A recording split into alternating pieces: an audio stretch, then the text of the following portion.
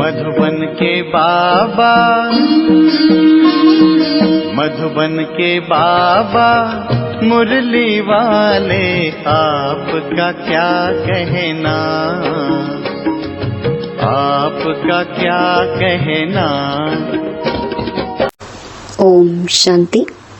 1 अक्टूबर 2024 बाबा के महावाक्य। मीठे बच्चे, देही अभिमानी बनने की प्रैक्टिस करो।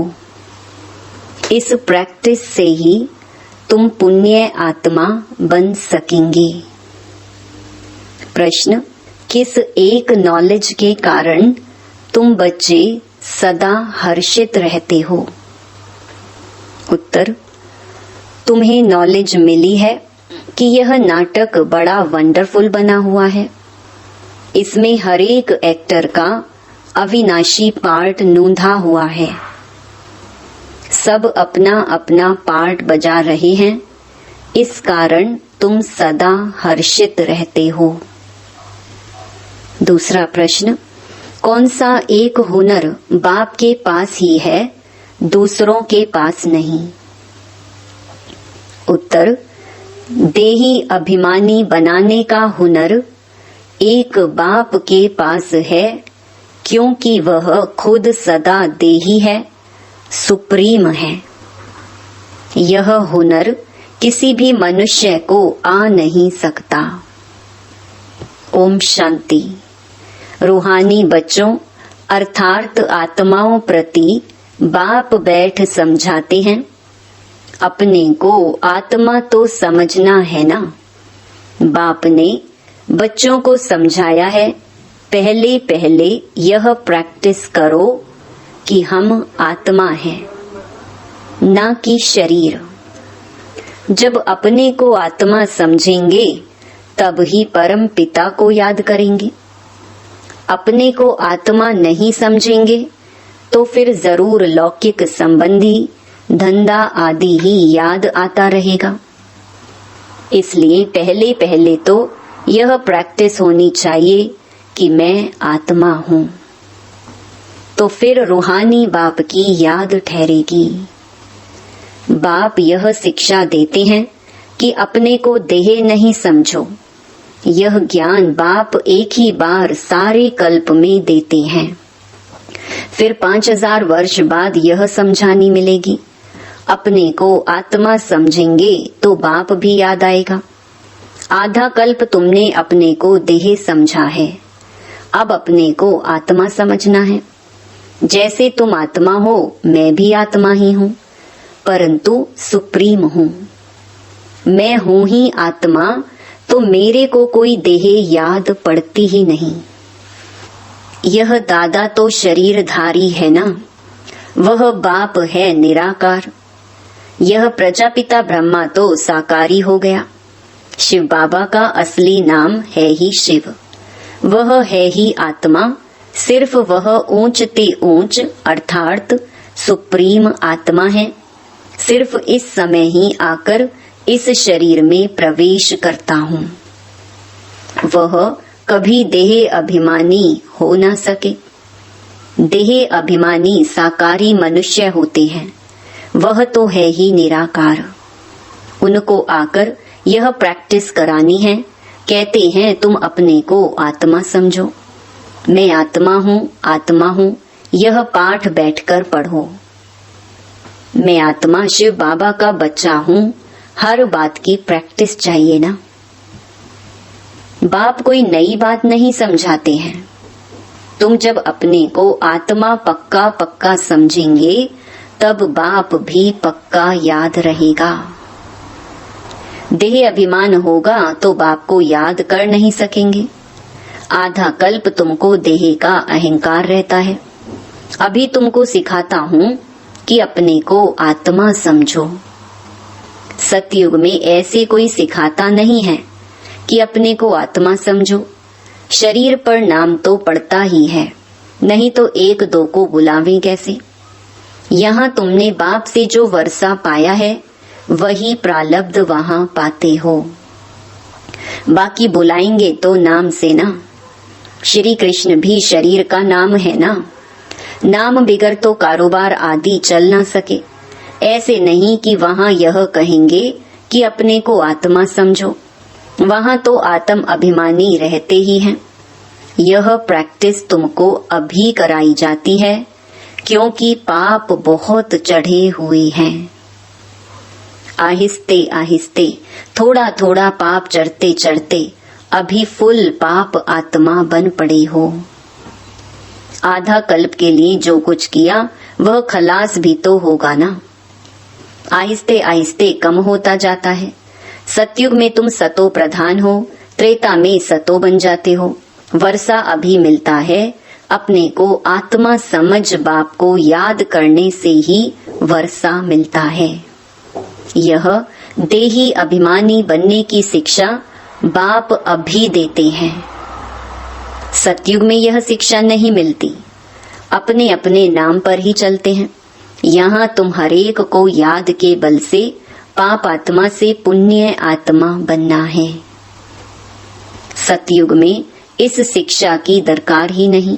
ना तुम यह शिक्षा वहाँ ले जाते हो, वहाँ ना यह ज्ञान ना योग ले जाते हो। तुमको पतित से पावन अभी ही बनना है। फिर आहिस्ते आहिस्ते कला कम होती है। जैसे चंद्रमा की कला कम होते होते लीक जाकर रहती है। तो इसमें मूंझो नहीं, कुछ भी ना समझो तो पूछो। पहले तो यह पक्का निश्चय करो कि हम आत्मा हैं। तुम्हारी आत्मा ही अभी तमो प्रधान बनी है, पहले सतो प्रधान थी। फिर दिन प्रतिदिन कला कम होती जाती है।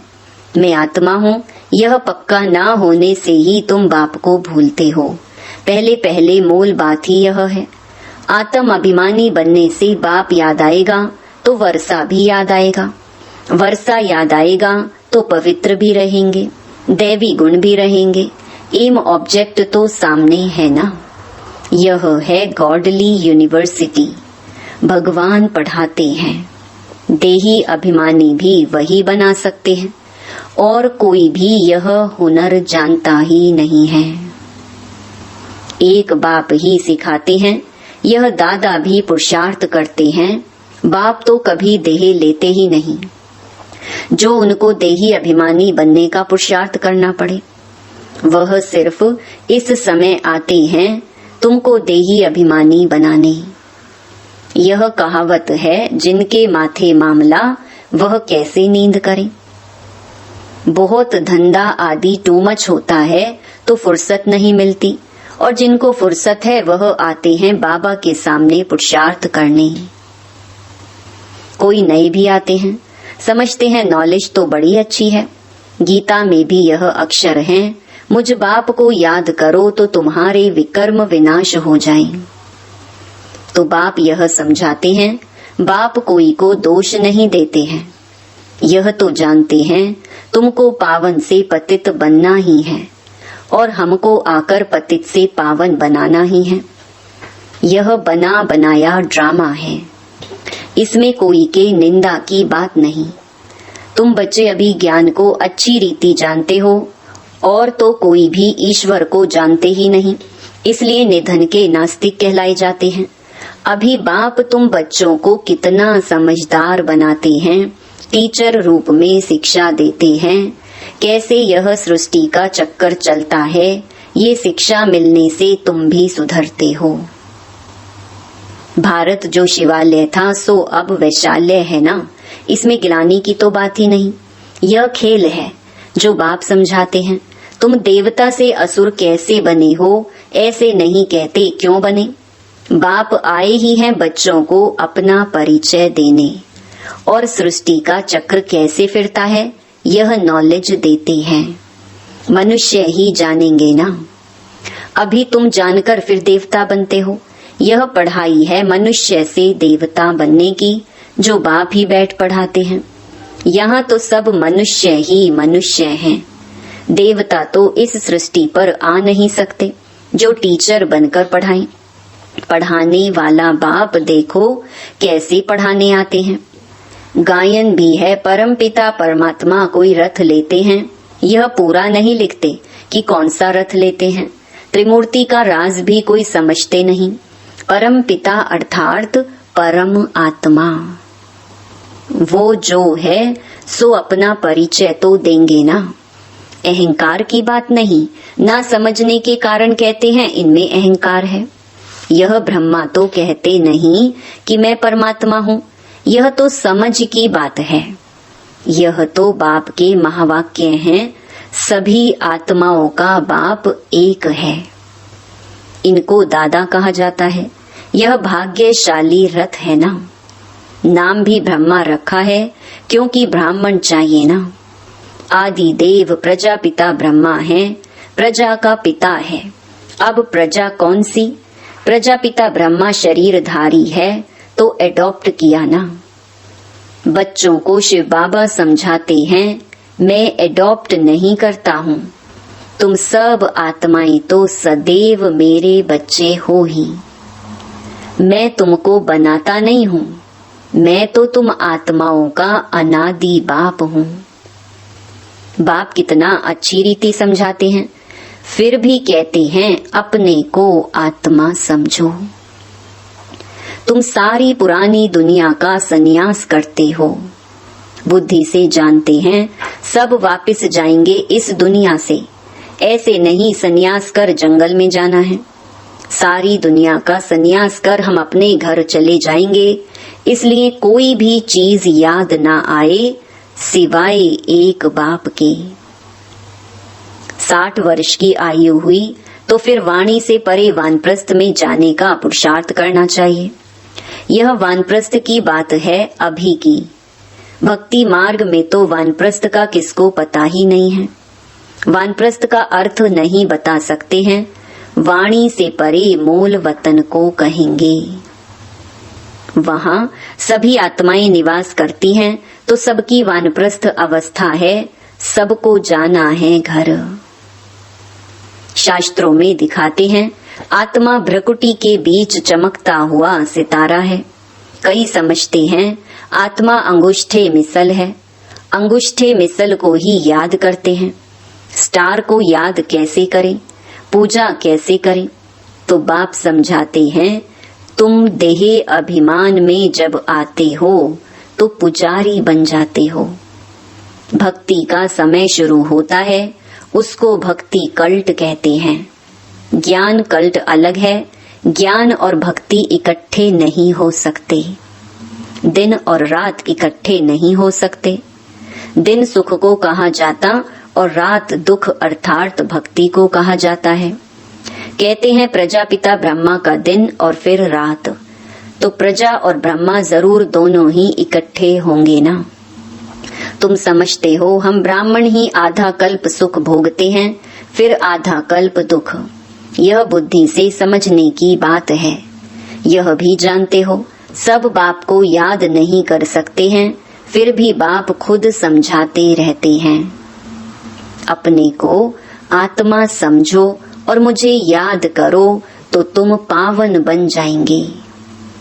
यह पैगाम सबको पहुंचाना है, सर्विस करनी है।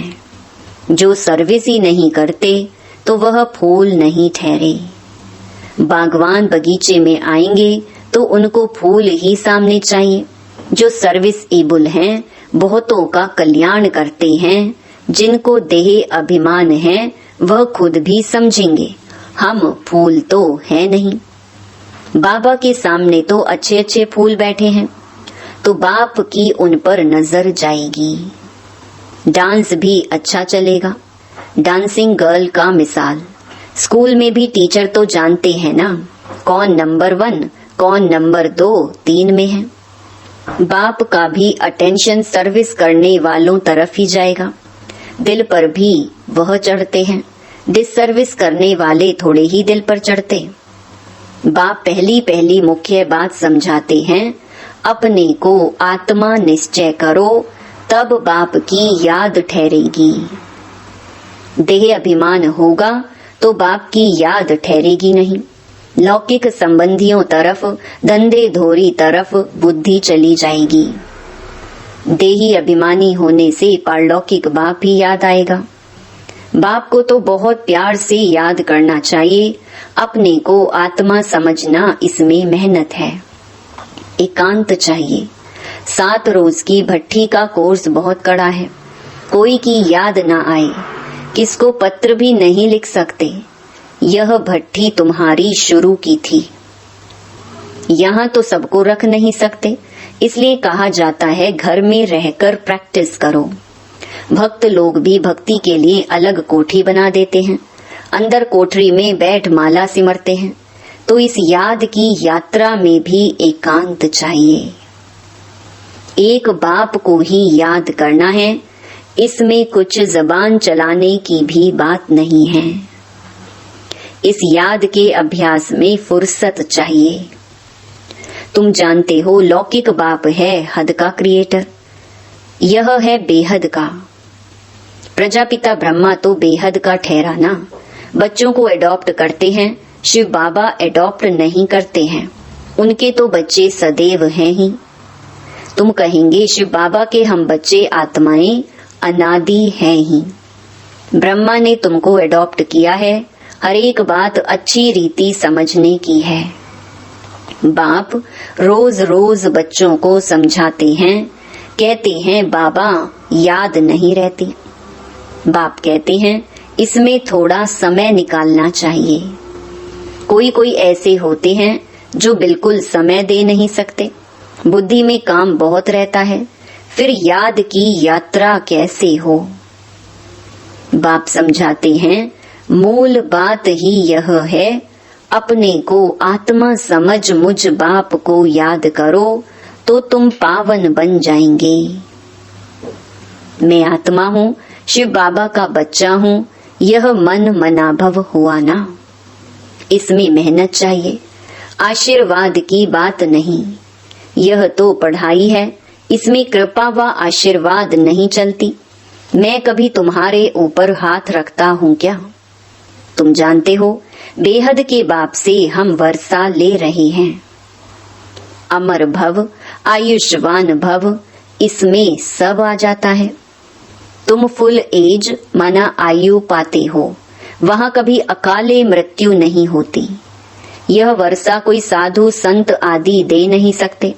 वह कहते हैं पुत्रवान भव। तो मनुष्य समझते उनकी कृपा से बच्चा हुआ है, बस जिनको बच्चा नहीं होगा वह जाकर उनका शिष्य बनेंगे। ज्ञान तो एक ही बार मिलता है, यह है अव्यभिचारी ज्ञान, जिसकी आधा कल्प प्रारब्ध चलती है। फिर है अज्ञान, भक्ति को अज्ञान कहा जाता है। हर एक बात कितना अच्छी रीति समझाई जाती है। अच्छा, मीठे मीठे सिकिलधे बच्चों प्रति माता पिता बाप दादा का याद प्यार और गुड मॉर्निंग। रूहानी बाप की रूहानी बच्चों को नमस्ते। धारणा के लिए मुख्य सार। पहला, अभी वानप्रस्थ अवस्था है, इसलिए बुद्धि से सब कुछ संन्यास कर एक बाप की याद में रहना है।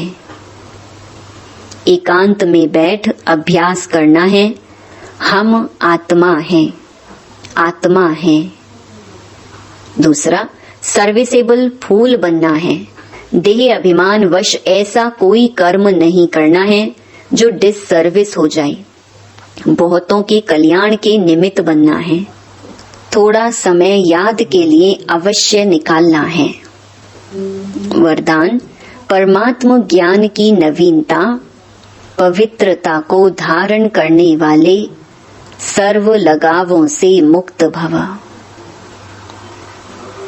इस परमात्म ज्ञान की नवीनता ही पवित्रता है। फलक से कहते हो कि आग कपूस इकट्ठा रहते भी आग नहीं लग सकती। विश्व को आप सबकी यह चैलेंज है कि पवित्रता के बिना योगी व ज्ञानी तो आत्मा नहीं बन सकते। तो पवित्रता अर्थात संपूर्ण लगाव मुक्त, किसी भी व्यक्ति व साधनों से भी लगाव ना हो, ऐसी पवित्रता द्वारा ही प्रकृति को पावन बनाने की सेवा कर सकेंगे। स्लोगन, पवित्रता आपके जीवन का मुख्य फाउंडेशन है। धरत पर ये धर्म ना छोड़िए। ओम शांति।